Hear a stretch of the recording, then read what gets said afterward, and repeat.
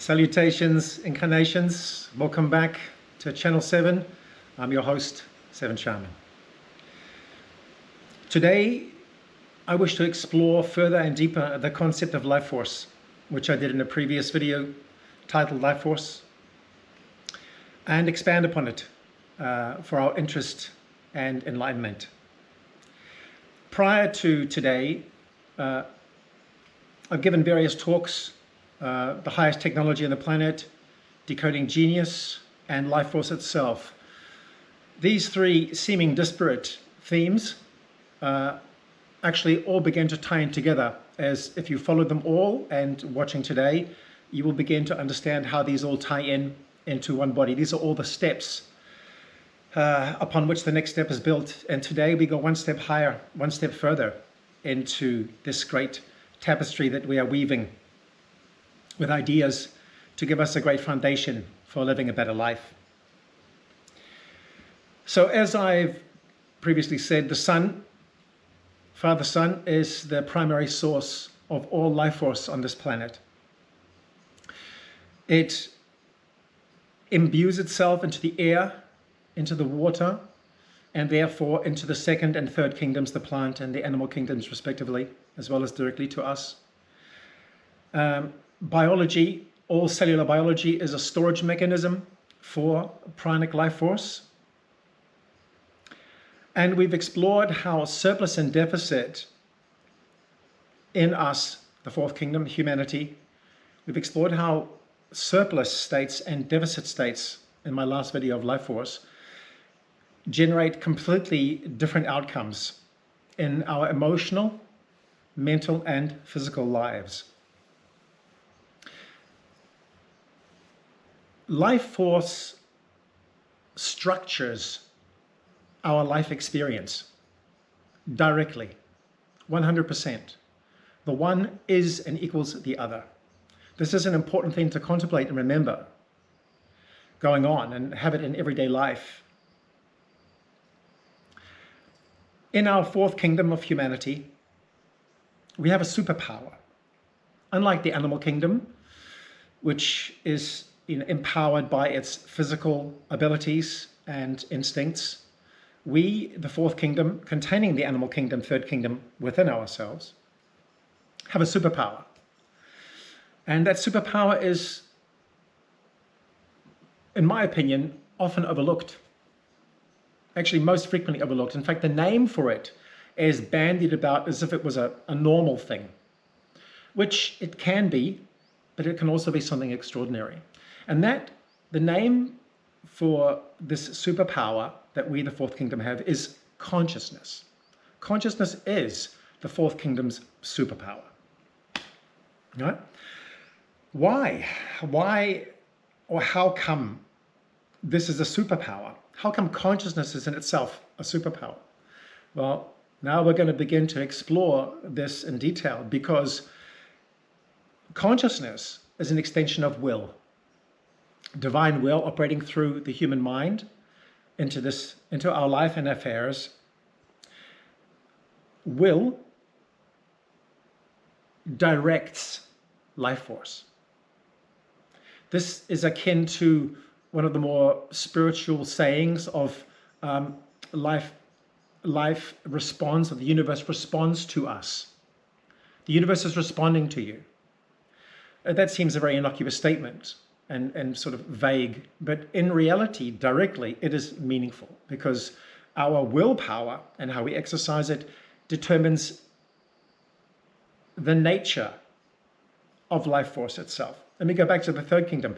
The life force in the third kingdom, the animal kingdom, is basically present at a baseline, unmoved. It's basically at a stasis level, unaltered by consciousness, which is not the third kingdom's power.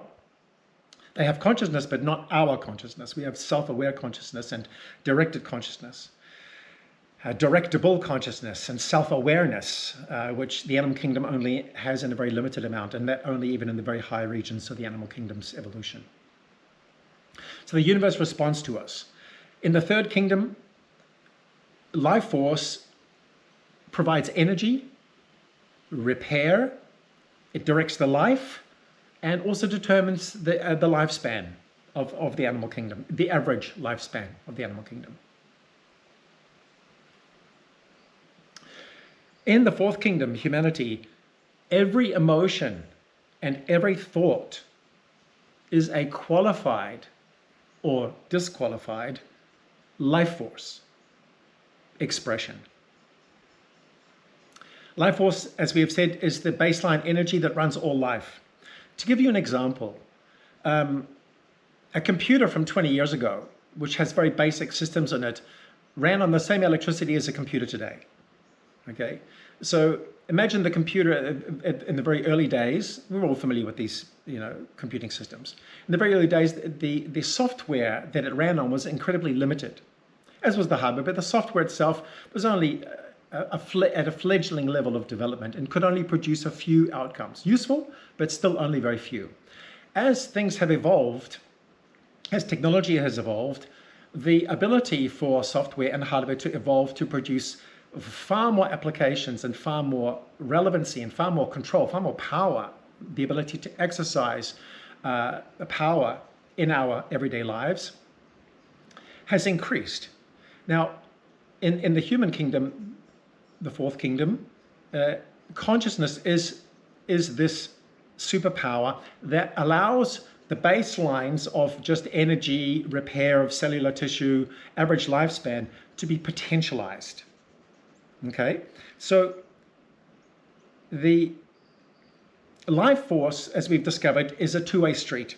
So the emotions and thoughts that we run are connected to life force surpluses and deficits, right?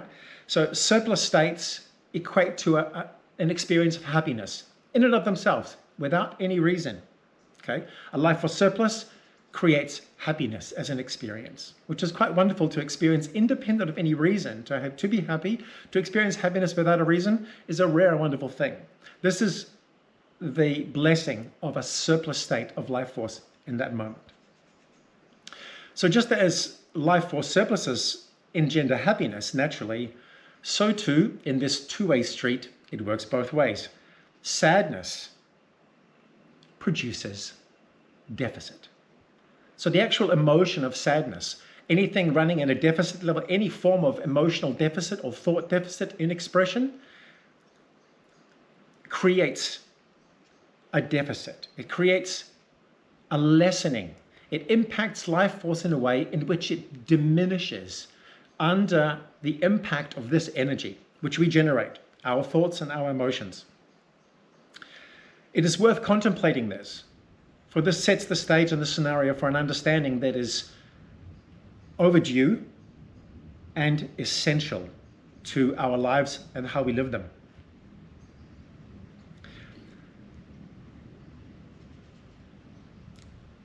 Emotions and thoughts, where do they happen? They don't happen out there. They happen inside us, inside our framework, inside our minds and hearts. It's where these forces are generated, right? Now, whatever is inside us is under our domain. It's within our sovereignty. It's within the boundaries of our dominion, let's call it, of our control. This means that we have the need and the right and the privilege to exercise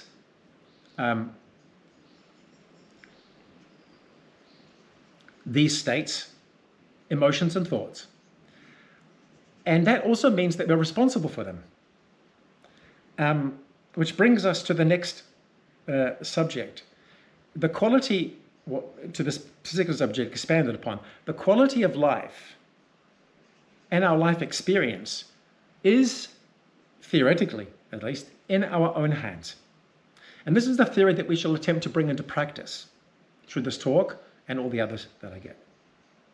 It's about creating a practice out of a theory. If that theory be true, then the practice shall be a product of that and should be welcome and shall be constructive and productive and supportive and ultimately, as we shall see, evolutionary.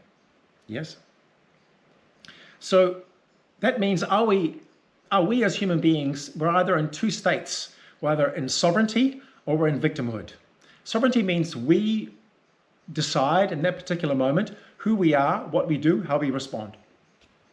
Victimhood is a state which we cannot necessarily escape from physically in this world because things happen around us and things happen to us through the world around us, which our bodies are connected to. So through the physical medium, things happen to us. It therefore happens that when things happen to us from the outside, they happen to us emotionally and happen to us mentally. But actually, they've only happened physically to us from the outside. So this whole idea of sovereignty or victimhood is important here. For whatever happens to our physical bodies through the physical world's actions is something we are not necessarily in control of, nor can we be necessarily, although we may try to do so. But we cannot always guarantee this. Life happens to us. It happens outside us and happens to our physical form, and yet that translates into our experience, our mental and our emotional experiences, right? So we perceive that we are not sovereign in our emotional and mental states because we are not sovereign in our physical bodies. We must make a clear distinction here.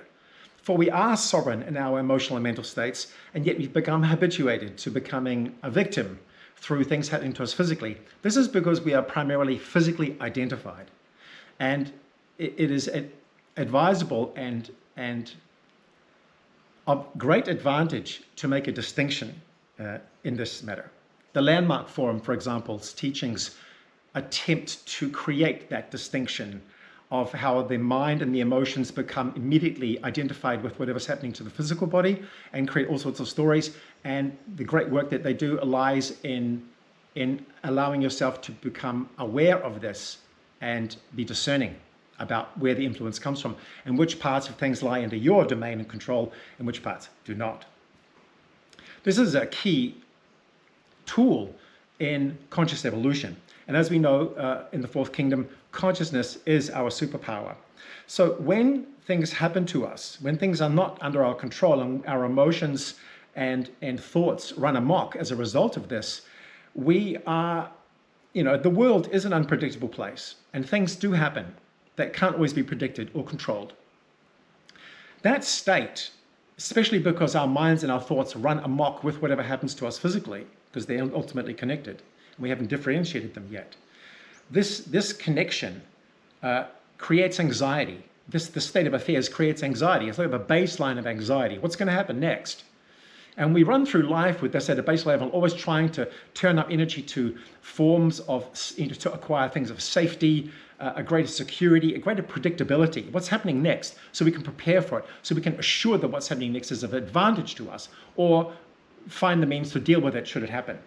Okay? So that anxiety, while it is present, means that our superpower of consciousness is inactive. It becomes relatively inactive. It goes back to baseline and doesn't really do much. As far as active, it goes passively, but not as far as an active force goes, right? Now, events happen to children because children are of an evolutionary level where they are not aware yet as much as we as adults have been or should be aware, and things sort of happen to them and they just usually accept that, more or less. Now, when we become adults, life is supposed to happen for us, not to us. Now, this is back in the realms of emotional and mental states, not physically. You can't direct what happens to you physically because your physical body belongs to inside the physical world, and it is unpredictable a lot of the time. So are many of the events that take place in it, and not under our control. That's where we don't need to worry about the anxiety there because it's actually not under our control. What we can control is how we respond to it and what we do with it, how we think about it, okay? So events happen to children, but they are supposed to happen for adults, not to, for. It's an important distinction because if I look at our spiritual stage, humanity is at a spiritual stage of evolution, of changing from one form into another. It's changing from spiritual childhood into spiritual adolescence. In this particular time, and it's very, very slow process, nothing immediate, it's not like a sudden change. It's a very gradual process whereby we are beginning to leave spiritual childhood where things happen to us, and we're entering into spiritual adulthood, where we begin to define the means by which things happen for us. This is understanding and embracing our various powers, gifts, potentials, and learning how to exercise these to our benefit and the benefit of others, ideally, depending on whether you're in surplus or deficit. You see, very important, surplus and deficit. So this state of humanity entering into adolescence is essentially a period of the requirement for emotional mastery, which is the ability to distinguish what happens to your body to what happens to your heart and mind. Emotional mastery is a concept that is linked to this, to spiritual adolescence. It's a prerequisite, okay, for spiritual adolescence. In this state, we recognize our potentials and gifts and powers and our responsibility. Okay, now, in bygone times where we lived in villages and more close-knit societies which were more intimate in nature, we had initiation rites of passages for our young, and when they entered to a certain age, usually between 12 and 14, because we grew up very, much earlier back then, we were much more participatory and aware of the life that we were a part of and our responsibility in it. We were prepared to become an able participant and contributor to our tribe or our village or our society. And as such, when the time came for us to come of age, we were deemed sufficiently evolved and advanced enough, mature enough to be able to learn to stand on our own. Until that moment, the child was not really responsible for everything that it did. It would come back to the parents and they would have a talk with it. But one of the marked differences in the rites of initiation was this. In the rite of initiation, a child, before it went into that, was a child and was not blamed. It was spoken to if things needed to be done better and if its behavior was off, clearly. But it was actually not held responsible personally for the actions that it did. There was a forgiveness there, like cut the kid a break, it's just a kid.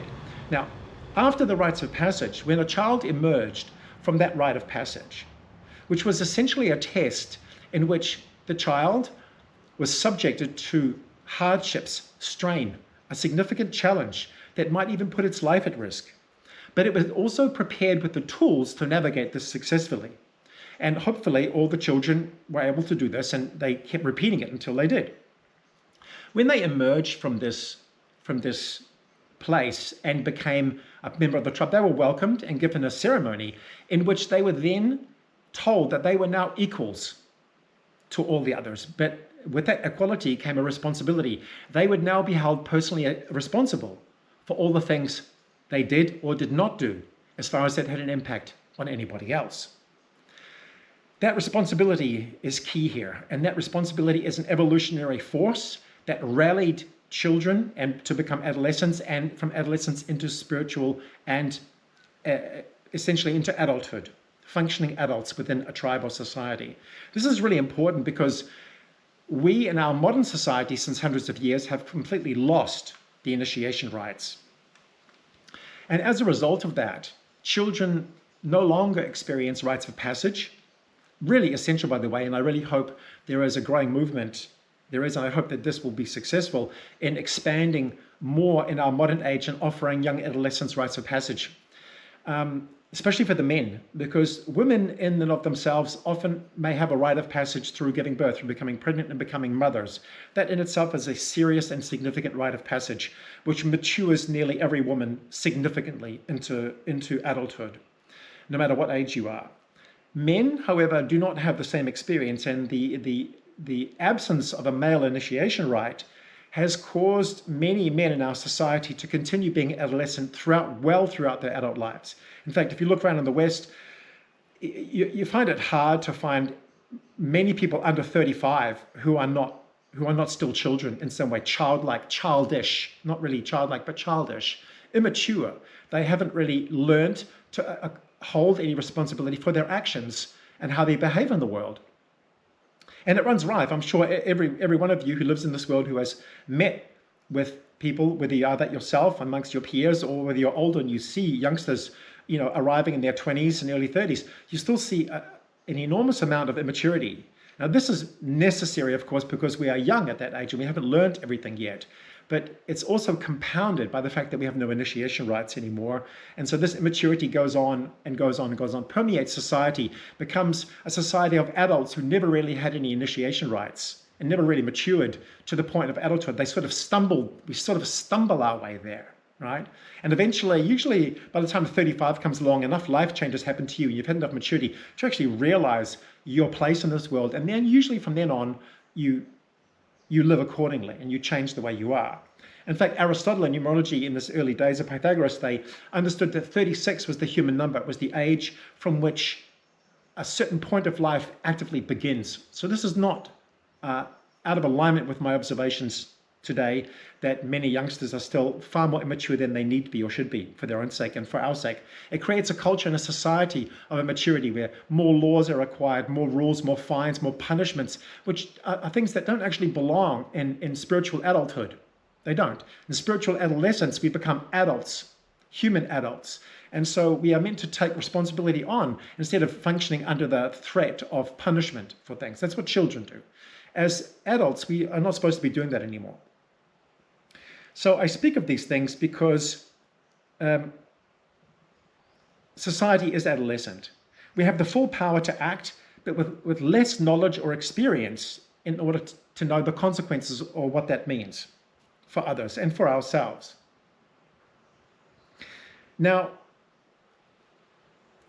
as a result of these extended childhoods and immaturity, we have a whole bunch of know-it-alls running around the planet with that typical bravado and force and power, full power, life force power, and means of an adult as an adolescent, and yet lacking the corresponding maturity often. Now, the young ones these days have other means of consciousness available to them that we didn't many decades ago and even hundreds of years ago. So they mature in ways that they definitely have a lot more sensitivity, and therefore that sensitivity is also a form of evolutionary teacher, which will help them adjust and align themselves to the life that they want to live. But the societal impact the society's role in that has been sadly lost. So our governance systems are the result.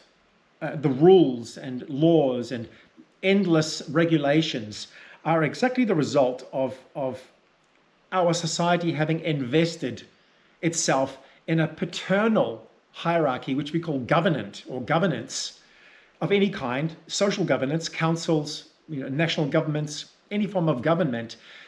Humanity has outsourced its maturity, because it's not mature, actually psychologically, to these external forces. And it's resulted in a high level of dependency, which governance is actually not itself evolved enough to handle responsibly, because it's just people, okay? Now, what we can see from all this is that we still, as yet, have yet to discover emotional maturity to a significant level, allowing us to be empowered in our lives and our actions in life and be responsible for these. Responsibility is the big word. And as a result of that, and as well of our emotions and thoughts being in this constant turmoil of impact from the outside world, and our own meeting with our own needs, trying to fulfill them as well as accommodate our actions in life as a part of a greater whole, we realize that everybody's on this roller coaster of life. We're all in the same boat together. Okay, the whole of the human race, in all ages, we all share this so-called turmoil of life's uncertainty, unpredictability, the search for meaning and purpose, and actualization in our individual lives. So life itself happens to be an emotional and mental curriculum. This roller coaster that we call life, ups and downs and ups and downs.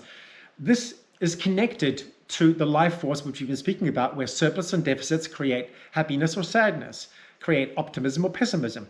The surpluses and deficits create actual mental states which run our lives.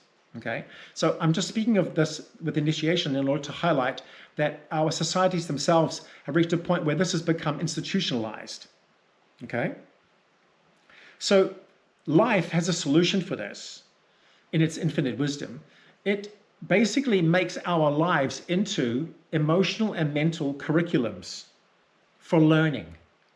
These constant turmoils of indecision, anxiety, emotional distraughtness, and all kinds of states that affect us and afflict us outside of our standard, happy, most welcome states. This turmoil of constant change from up to down to left to right, in and out,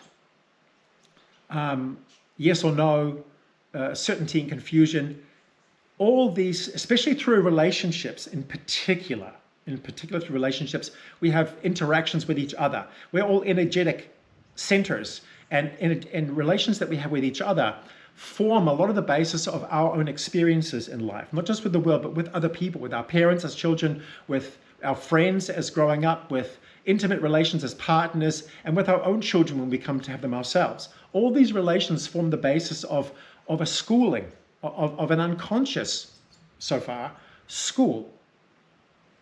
And it's actually a spiritual growth condition. It's actually put in place for us to be able to use consciously, and thus, when we use it consciously, spiritually grow. What is the difference between consciously using it and unconsciously using it? Well, in this world where all of us are empowered beings and alive and responsible, we are either conscious or unconscious teachers. We either teach consciously or we teach unconsciously. And as such, conscious teachers can only really teach something to somebody who is willing to learn. So somebody has to be willing, and then a conscious teacher can teach that with success. However, the unconscious teachers, they teach both the unwilling and the willing. The willing get the benefit because they're willing to take the unconscious teacher's energy and experience and output and process that. And those who do not do it unconsciously also get a lesson, because it turns into hardship and strain, this is definitely something that is not easy to manage, strain and hardship. So I'm going to highlight at this point particular gifts and powers of the various kingdoms. In the animal kingdom, of which our body is made, we have the ability to react. Reactions. In the animal kingdom, you see it. Cats are really amazing examples of reaction times. I saw a video of where the snake was striking a cat, and the cat was close by, and in the slow motion the snake was striking, and in that microsecond space the cat launched itself up and backwards and twisted and turned and got away.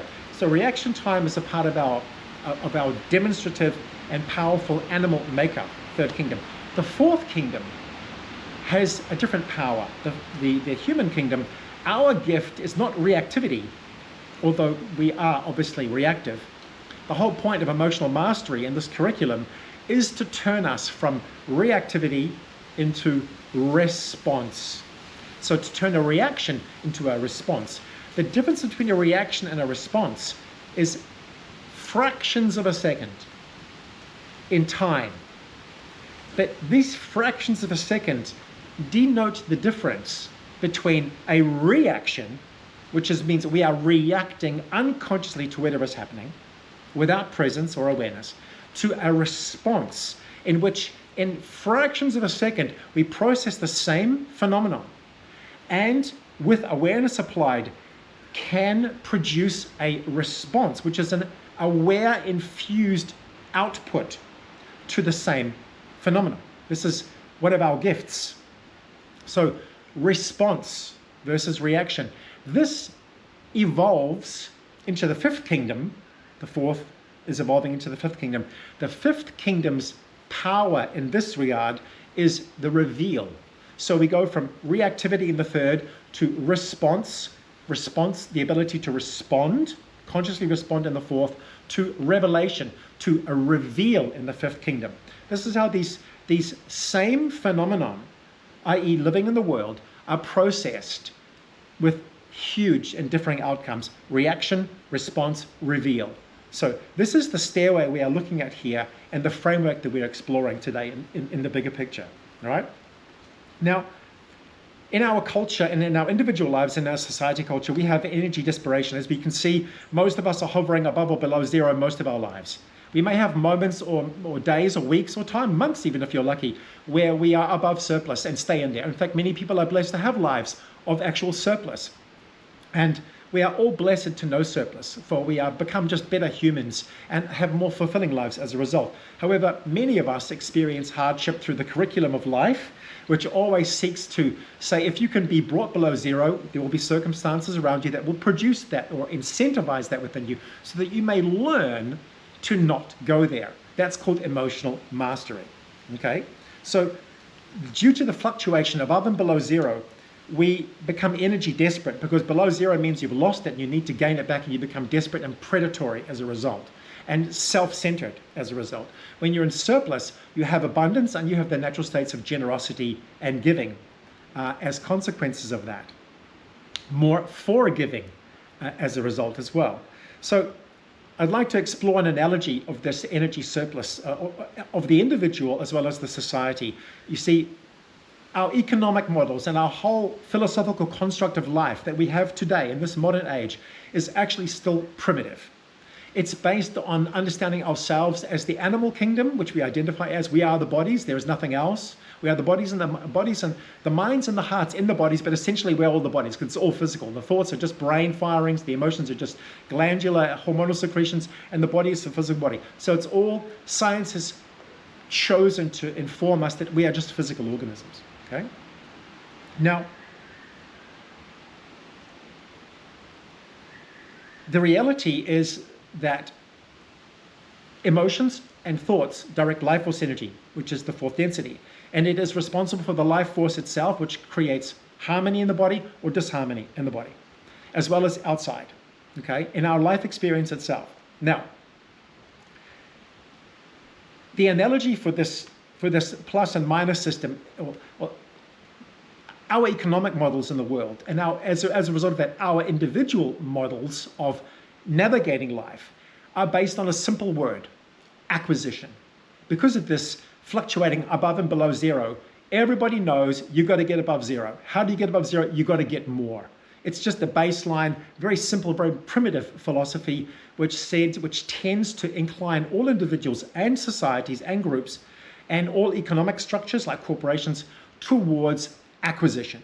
So if you're missing out on money, if you're running out of energy, just acquire more. And the human race has specialized itself since hundreds of years in finding ways to acquire and acquire and acquire. We've become very, very good at it, to the point of the near destruction of our planet, and actually also the near destruction of our health and our individual welfare. And that is why this talk is most timely, and this understanding is very much needed in this world at this time. The analogy for all this is the water tank in the garden. Each of us as an individual is the source of our energy. We are a water tank surrounding which there is a garden. The garden is our actual life. Things grow, blossom, change, alter, evolve, progress. The water tank sits in the center of this with a small roof on it, okay? That water tank, roof for the rain, to capture the energy, which is the water. The water is the life energy for the garden. So our life force, the tank, the water tank, is a symbol of our life force. It is a finite, limited capacity energy which we use for basic life as well as for all things that our consciousness directs us to. Positive or negative. We acquire energy. We also spend energy. We also use energy. We spend and use, two different means of expenditure: to spend and to use up in normal function, and to spend, which means to use more than we need, but to gain something for that expenditure, an additional expenditure. So the water tank basically has a pipe at the bottom, and the water can therefore run through irrigation systems and feed the garden. Okay. Now, the garden will only do as well as how much water it gets. And when gardens don't get very much water, they tend to shrivel and stagnate and not do very well. They may still be alive, but they don't do very well. So this is the hovering above zero moment. The gardens are still there. The garden of our life is there, but it could be better, it could be lusher, could be more awesome. We kind of know it because we met people we see people and believe we see people, and that there are people whose lives are lush and abundant, and we want to be like them. So we think that the way to do that is to go and acquire more like they acquire more. But this is the problem. You see, the reality is the garden and the water tank are constructed together in such a way, divinely, by life itself, so that under normal function, the energy, the water in the water tank will always be replenished fast enough to meet the needs of the entire garden. Okay?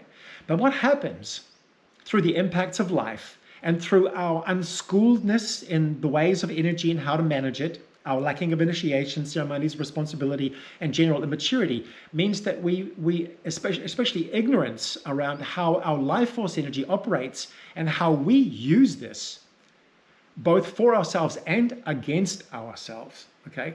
When we use it against ourselves, unwittingly, unknowingly, we spring leaks in this water tank. It gets cracks, tiny holes appear, tiny fractures appear in this otherwise solid container, which is able to hold the water. Our life force begins to leach out everywhere.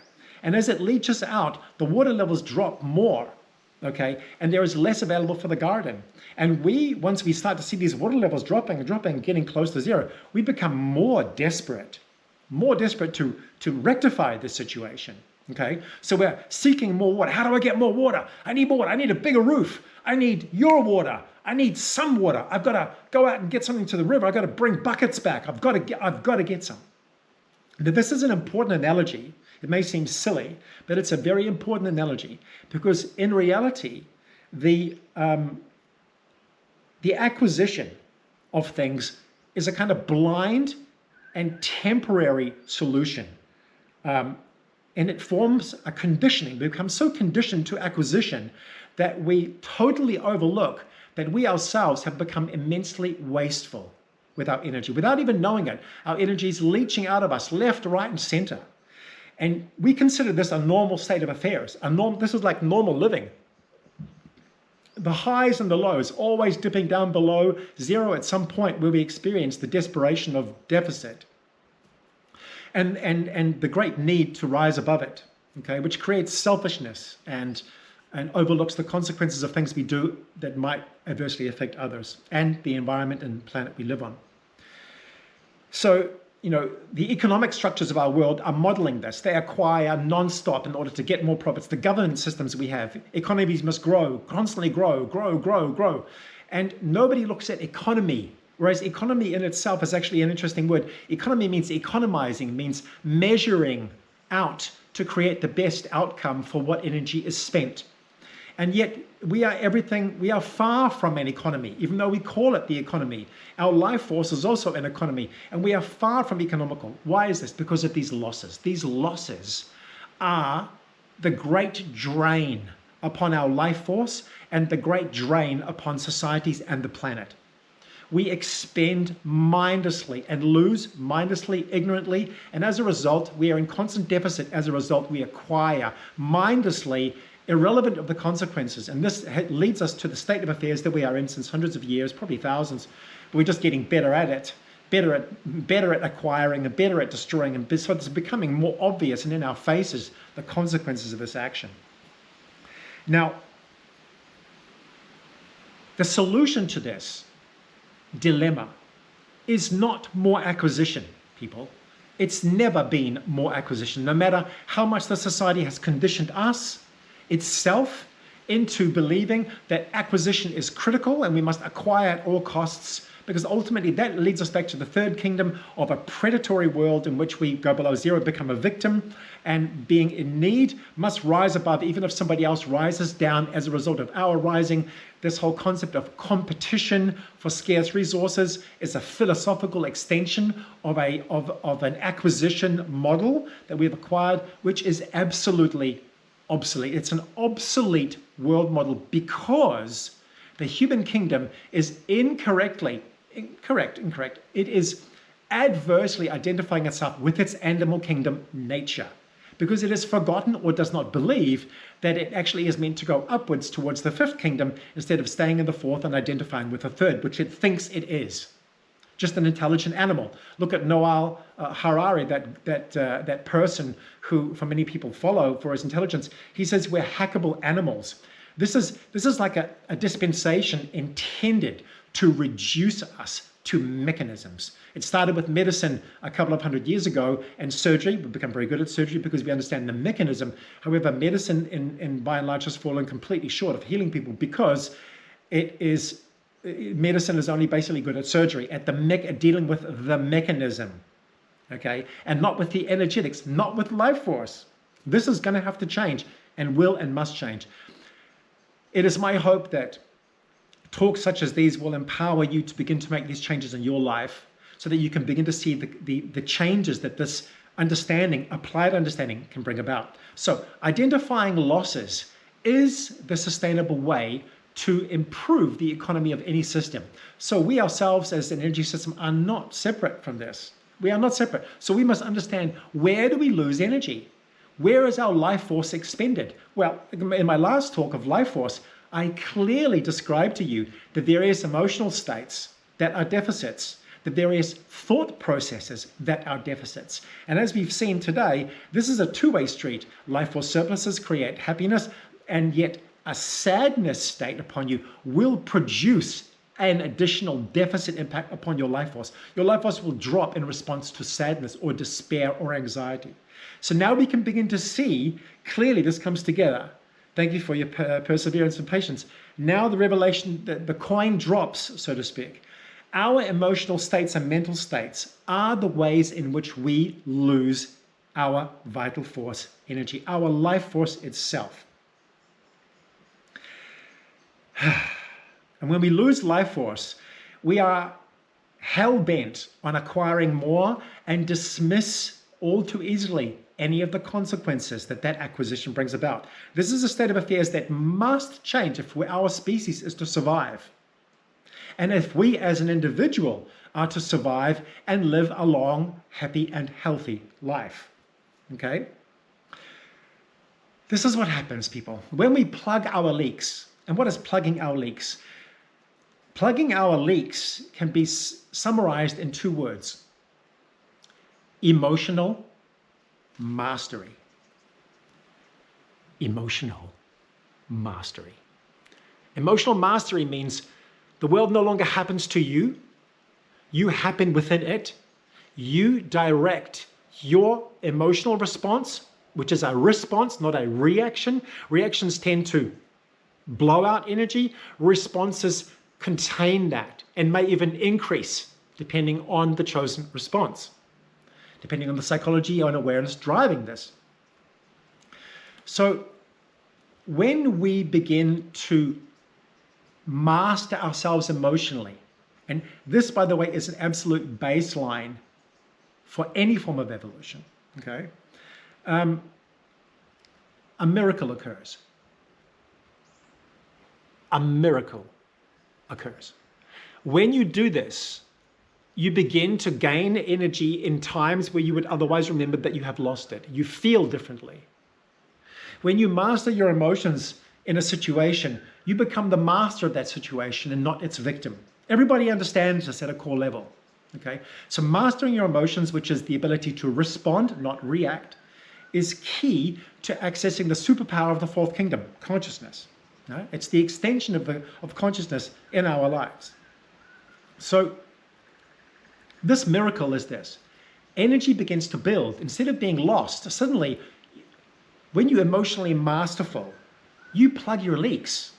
That thing which was once a little hairline crack, which was dribbling out, okay, into the drain around the tank, not the garden. Didn't hit the garden, it hit the drain and got drained away. When you plug that leak, those drops are no longer wasted. They stay in the tank and they go out the pipe to the garden. They feed the garden and nourish the garden. So this is what happens when you plug your leaks.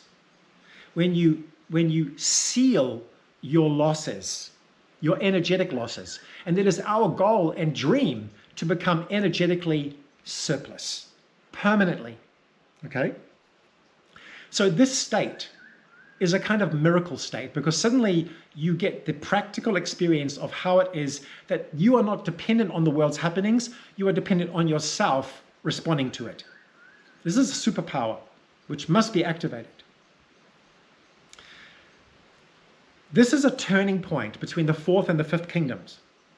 The moment where you go to response instead of reaction is the moment where you begin as a half circle on this planet, two halves of a whole. You know, we see it through relationships, and I need the world to complete me. I need something to complete me. We're full of needs. These places are our needs. So wherever we walk around as a half circle, we're wanting to get our needs met, and temporarily they're always met. We can always find something we can dock onto that docks onto us, or that's available to be docked onto. And for a brief moment, we feel complete and whole. But ultimately, this changes completely, because we're ultimately two halves of something, and those two halves don't belong together. They're just temporarily fused, or they have a temporary relationship with each other until the needs change, and then suddenly there's no longer a grab.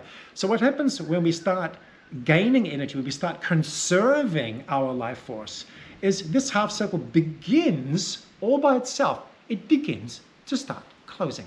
It begins to start closing in upon itself to become in the direction of wholeness. That's the direction it's going. It's going to keep going until it becomes whole. That's where nothing else, nothing in the world ever can touch you, can move you, can force you to do anything, mentally, emotionally. And ultimately, when that's strong enough, when it happens to your physical body, that state of mental and emotional mastery causes you to not lose there either. You just accept the circumstance and run with it as best you can. This is a turning point where the fourth kingdom begins to turn towards the fifth kingdom, towards the reveal, the revelation, away from response, as this half circle begins to close. Magnificent. This is worth contemplating, deeply contemplating and meditating on. We go from human doings, acquiring, acquisition, more, strategies, philosophies, justifications, acquisition. Yay, applause of others. Oh, you've acquired very well. I have acquired. This is my means for acquisition. I'm going to show you how to acquire like I've acquired. The whole world is sick with acquisition. Sick, literally sick. But it does not even know it's sick. It's blind. Blindness, blind acquisition, trying to go down a path that is a futile failure. And luckily, we're beginning to see it. Environmental awareness has brought us the actual condition of the planet to our awareness that we are destroying it. We're plundering the resources, and we have no care for what we do by what we extract and do with it. And yet this is coming back upon us. We're becoming aware of this increasingly. And so this must change. This must also change internally as well. So we must learn where we lose energy, where we poison the environment, and poisoning deficit states are a poisoning of the energetic environment, poisoning to ourselves and poisoning to others. So this journey from half circle to whole circle is a long journey. It can be a lifetime, it can be many lifetimes, but it's a destiny.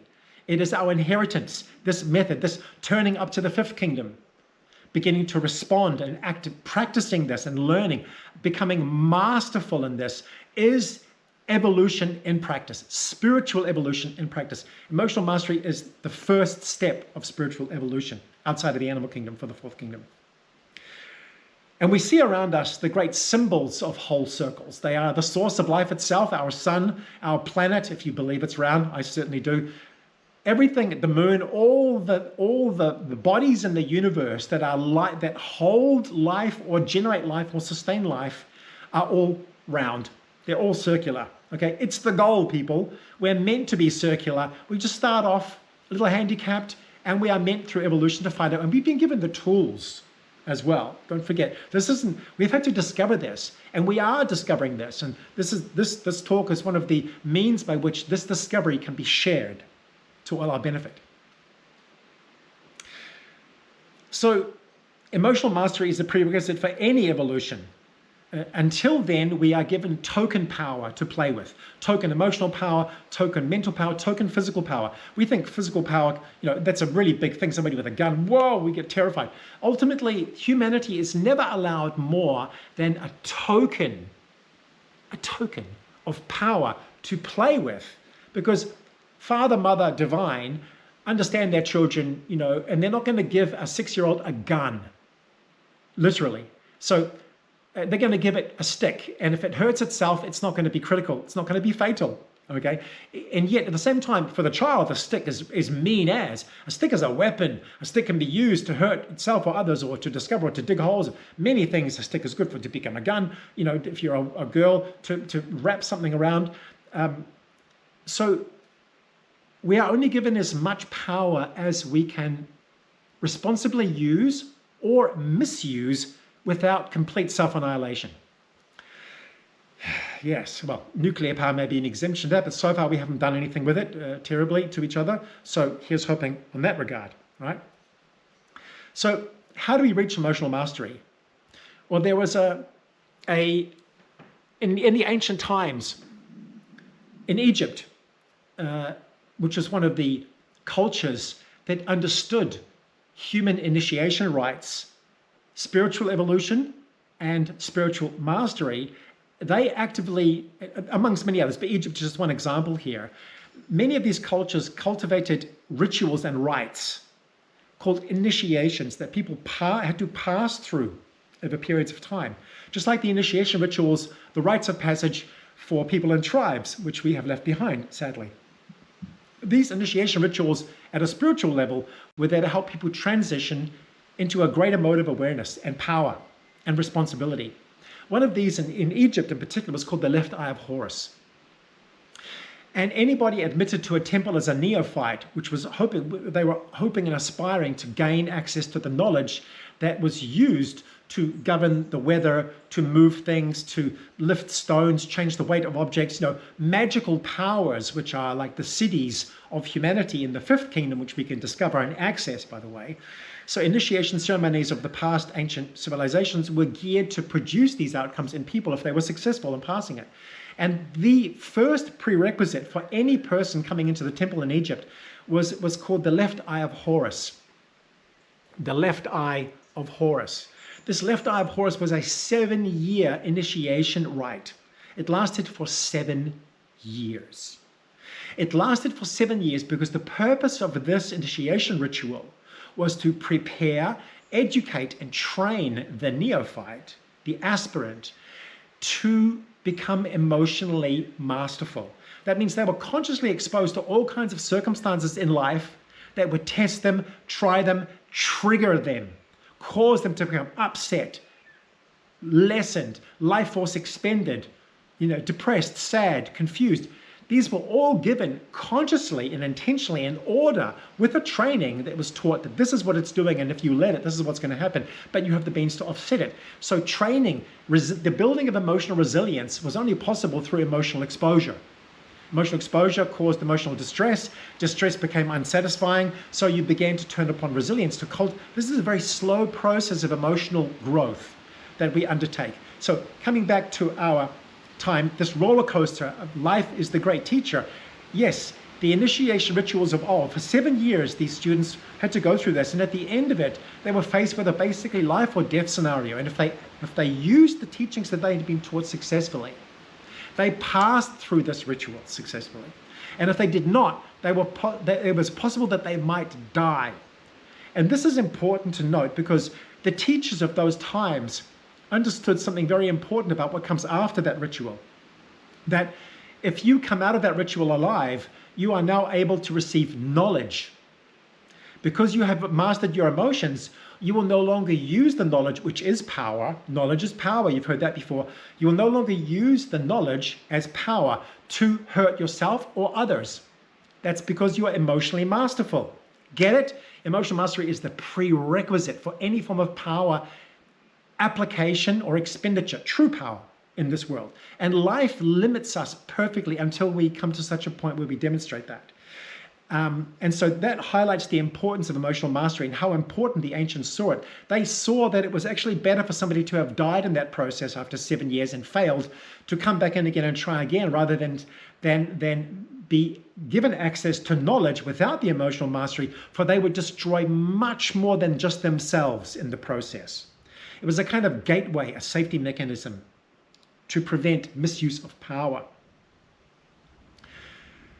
Well, there's a lot of analogies here for our personal lives. Human life, as it is in our distraught and near zero, hovering above, below, deficit, surplus states, is very much often an abuse of power, an abuse of personal power, an abuse of emotional power, an abuse of mental power, an abuse of physical power even, between each other. And between the systems we've created and ourselves that abuse us in return, most certainly, because they're acquisitive and selfish and do not care for the well-being or welfare of all, because they're acquisitive. They're third kingdom predatory systems built on blind acquisition. Okay, this must change and will change. That's why the economic system is about to fall and will be replaced with something much, much better. Many people are working on that behind the scenes, because this is an age where this awareness is dawning. The need for this is immediate and now. Okay, so what is one of the primary outcomes of emotional mastery? Give us an example, Seven. what does it mean to be emotional? Aside from the fact that you no longer drop into below zero states, you no longer very easily drop into pessimism, sadness, despair, anxiety. Very, very hard. The better you get, the harder it is to drop you into the states. So you're staying at a nearly constant above surplus level, above zero level. As such, you're not draining anything. Your water tank fills, and suddenly the garden is so abundant around you. Your life is so abundant. It begins to expand outwards and grow and flourish in ways you could never have dreamed. It goes beyond its borders because all the leaks have been plugged, and it's only then when the leaks are sealed that all the waste has been prevented, that you see the actual hidden potential of this system in play. But until you've plugged the leaks, you never even know that this is possible. You just don't know. But when you plug these leaks, a miracle occurs, and suddenly life becomes much more infinitely malleable and definable and sculptable and craftable with immeasurable and delightful results. Okay?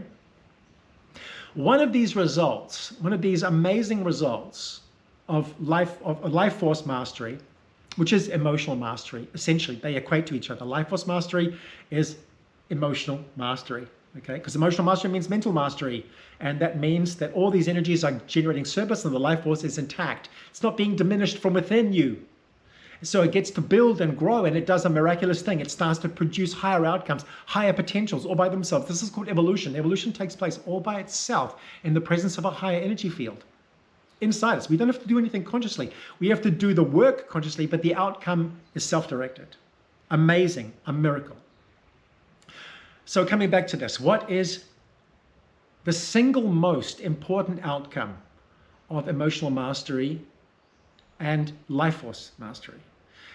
And that doesn't mean that you have to be the master and that you no longer drop. It means that you're very much well on the way, that you understand and know how to discern certain states from you. You no longer entertain certain thoughts or emotions clearly, and you refuse them, and you find a way to do this.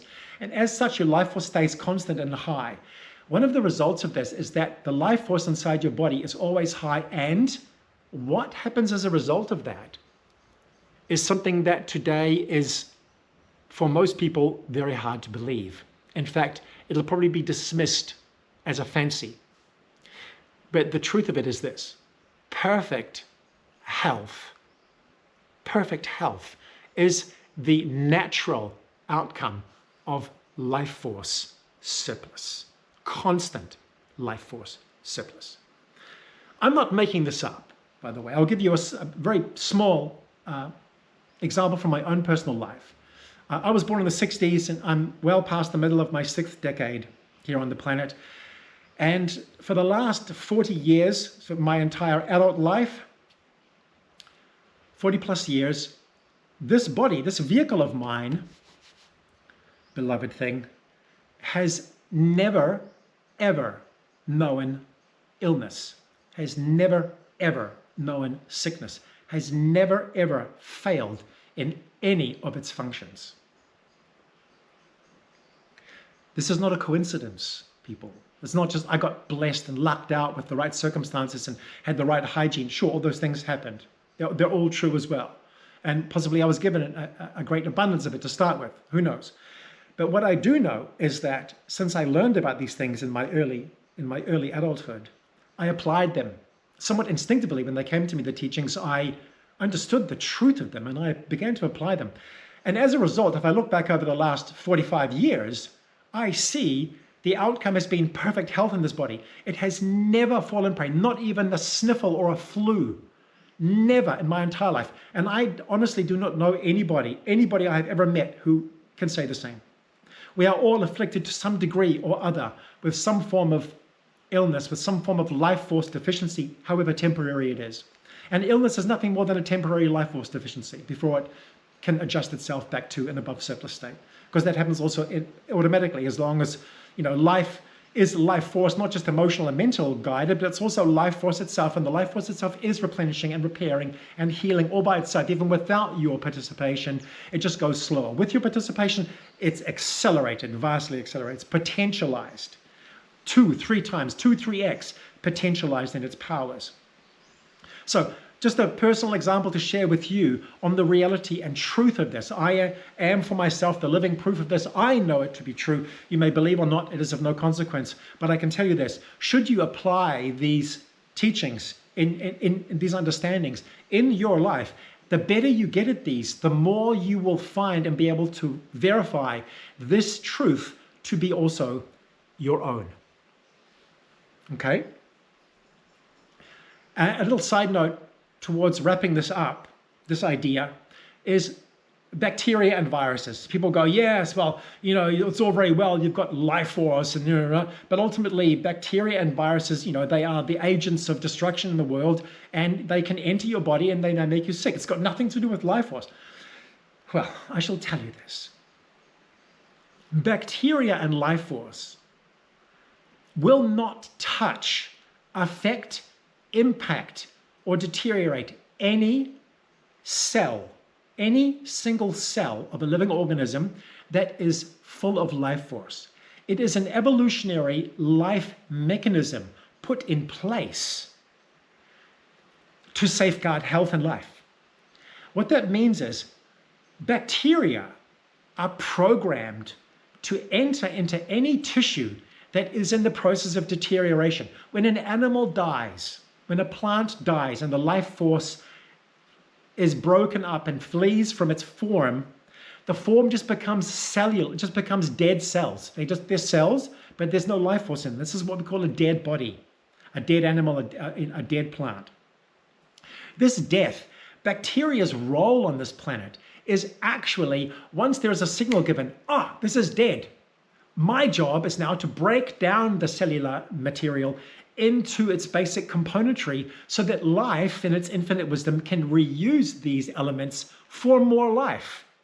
So bacteria's function is to break down all cells that do not contain, in its estimation, a life force significant enough to tell the bacteria that this is a highly functioning and living cell. Okay, this is a revolution in medical understanding, by the way. And I know this may be contagious. It may be contradictory, or many people who listen to this may be in opposition to this. But I can assure you, it is the great missing field, the great missing point, the great missing field of biology. It is the missing force in biology that we must discover again. Okay, bacteria are not the enemy. Viruses are not the enemy. They have no capacity to affect healthy human tissue. Now, it so happens that due to our life force losses, and of course, let's not forget toxicity from the environment around us. That's another whole subject, which I'll cover briefly before I finish here. External toxicity. We're talking about internal toxicity here. So when the bacteria meet with when the cells experience internal toxicity, their life force field degrades. As it degrades, bacteria become more and more likely to see it as a target for decomposition and attack it and destroy it. So we're all about antibacterial this and antibacterial hygiene and antibacterial that and bacteria, the viruses, which is all complete nonsense. Because, well, it's not nonsense. They do what they say. They do make us sick if you're predisposed. If you have a predisposition, they will make you sick. If you are already ill, if your life force fields have dropped, so much so that you may not even necessarily recognize that drop yourself, except for maybe lower energy levels or feeling off. It doesn't mean that you feel suddenly, there's a gaping hole in your arm. The life force fields drop and we still run through life. We're still doing things. Sometimes we're even just too busy to even notice. So we chuck another few coffees in just to get us through. And you pay for it on the weekend, or at some point your body stops and you're forced to take some sick leave because the body's just got sick and it needs to catch up and re-energize again. So many lifestyles are responsible for overlooking this. When you're sensitive to your biology, you can tell when these life force fields drop, even in small ways. Things you do, things you say even. There are times when if I get unacceptably angry at something, usually it only lasts for seconds at most before I catch myself. And I get immensely angry. I'm like, Argh! I feel an instant headache in my head. I get an instant headache and like an insta migraine as a result of that immense drop of life force from my own destructive power applied. So I get immediate feedback, and so it is with all our biologies. Our biologies are very sensitive, and when we develop sensitivity to tune in with them, it's in tune with our emotions and thoughts and bodies, you'll begin to see the life force flows, ebbs and flows naturally in the cycles of day and night, and in food and sustenance and exposure to surpluses and in response to deficits. This is a sensitivity that will grow naturally over time. We all have it, and we can all cultivate it.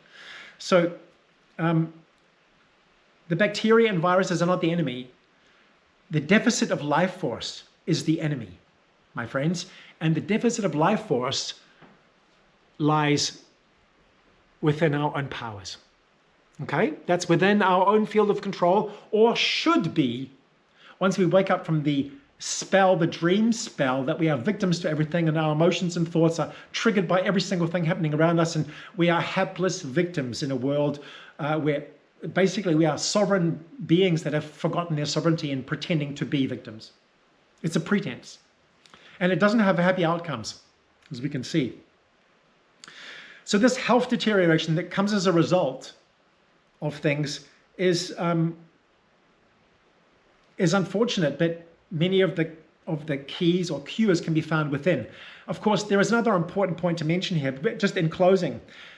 Toxicity is the source of all life force degradation. Toxicity, whether it's internal via emotional or mental toxicity, or external via toxins in the world around us. Okay, this is the other source. There's only two places in the universe, inside and outside. There's only two sources of toxicity: internal toxicity and external toxicity. Internal toxicity is within our own domain to manage. Good luck with that, and blessings upon the path. External toxicity is something that we are subject to. Our society has, unfortunately, since 100 plus years, seen fit to create an unimaginable raft of inventions, improvements, progresses, discoveries, technologies that happen to be extremely toxic to life force. That is why Wilhelm Reich in the 50s or 40s in America was hunted down and his work destroyed. His work, and Tesla's as well, was about to bring to the human race the reality and truth of which external forms of toxicity at that time enormously and increasingly prevalent in our external world were bringing about our own downfall. We're destroying our own life force and the life force of everything. You see, synthetic chemistry since around the 1900s has been on the up and up. Synthetic chemistry is immensely toxic to life. Nearly all of it. Nearly 100% of it is toxic to life. However constructive or productive it may be, however useful it may seem, however many applications it's involved in that seem and appear to give some benefit, the underlying outcome for life, which we are, is disaster. Okay? That also includes all agriculture poisons, all the sides, herbicides, pesticides, insecticides, all the sides. Side means death, suicide, sides mean death. These things are death. How almost incomprehensible that you could create something that kills life, that destroys life, and think that you are absent from that because you are life. It's a blind separation from ourselves to life itself that is costing us so dearly. Because we think, I'm just going to buy some Roundup and treat the weeds. Yeah, it's all good, done that. And we have no idea what it has done into our system. The consequences and long-term consequences of these chains that persevere, long-term perseverance in the food chain, and affect all life they touch. All life. Ours especially. Hydrocarbons and all the pharmaceutical medicines in this book, the vast majority of pharmaceutical medicines are based on hydrocarbons. Extracts from the hydrocarbon industry, from oil, from mineral oil. Okay, and I'm not going to comment on them, but they should not be used, because as we know, we think we need, they're led to believe we need these medicines because we are sick, and this medicine promises us a cure. In fact, just on a brief discourse here, pharmaceutical medicines don't cure anything, they suppress the symptoms of everything. Baseline, they don't cure nearly anything, but they suppress symptoms. They're very good at that. However, if you read at the side effects of any pharmaceutical medicine you happen to look at or get or be prescribed, you will soon see for this one thing it treats, it's supposed to treat a headache or something like that, it will give you a raft of side effects, potential side effects that link. For you to get this benefit, you have to expose yourself to 100 risks, many of which are actual risks and do come true. So this is a downhill slope of disaster. Modern medicine, a downhill slope of disaster, which when we continue to subscribe to it, we do so at our peril and at the certainty of our own demise via its mechanism. The Wi-Fi fields, artificial lighting, all LED lights, all fluorescent lighting, all this artificial lighting is life destructive, is life force field destructive. The Wi-Fi fields, so-called safe, at 2.4 gigahertz all the way up to 4G, 5G, 6Gs, whatever the Gs we're beginning to, put ourselves behind and be proud of our ability to progress in Gs as if we can do more and reach more and communicate more and make better technology. All these gigahertz frequencies destroy life force fields. They don't destroy them quickly. They don't just go, oh, life force field dead. It's the constant exposure that over time causes the life force field to deteriorate so much that certain processes take over, destruction processes, which we call cancer. Cancer is one of the major destruction processes that is a result of energetic exposure, and it is the most overlooked and scientifically ignored willfully, in my opinion, so that we may have all this technology around us and we can do all these things. And I'm not going to even presuppose intent here. I'm just going to suppose willful ignorance that these effects have been known and yet they're just overlooked because they're not seen or deemed to be critical or that important. Not really that important. The benefits outweigh the consequences. That's the motto of modern technology. The benefits outweigh the consequences. That's how you're sold. That's the slogan that we are sold. And it is the greatest lie, one of the greatest lies we've ever been told. Okay? All damage to our lives from external toxicity is through these major mechanisms: agricultural poisons, hydrocarbons, pharmaceutical medicine, and electromagnetic radiation. There's probably others. That's the baseline of them. They're all life force toxic. It is my sincerest wish that at some point in the very, very near future, humanity will actually find someone who can get away with discovering the technology that can measure life force fields, confirm their existence, and thereby automatically prove the destruction nature of nearly everything that has been placed around us, sold to us, made available to us, and offered to us as a benefit. That is my sincerest hope for us, for myself, and for my race. As awareness of the external toxicity of this world is increasing, so too, along with transmissions like this, awareness of the internal world of toxicity is increasing.